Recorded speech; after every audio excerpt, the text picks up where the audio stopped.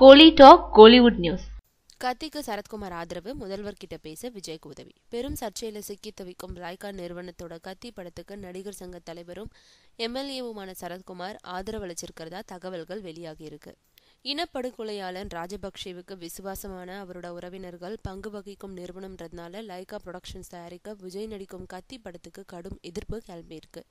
இந்த படத்தை லைகா நிறுவன பெயர்ல வெளியாக ஒருபோதும் அனுமதிக்க முடியாதுன்னு 65 அமைப்புகள் குரல் எழுப்பியிருக்காங்க. முதல்வர் ஜெயலலிதாவுக்கும் இது தொடர்பாக மனுக்களை அனுப்பியிருக்காங்க.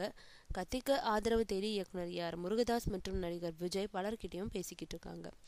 ஏற்கனவே நாம் தமிழர் கட்சியோட சீமான் வெளிப்படையா ஆதரவு தெரிவிச்சிருக்காரு. லைகா நிறுவனத்தையோ விஜய் முருகதாஸையோ எதிர்க்க மாட்டேன்னு சொல்லிட்டாரு. அடுத்ததா நடிகர் சங்க தலைவரும் எம்எல்ஏவுமான சரத்குமார் இந்த படத்தை சிக்கல் இல்லாம வெளியிட உதவுறதா உறுதியளிச்சிருக்காராம். மேலும் இது பத்தி முதல்வரை சந்திச்சு பேச அழைச்சு போகிறதா விஜய் கிட்ட சொல்லியிருக்காராம். ஆனா முதல்வர் சந்திப்பாங்களா?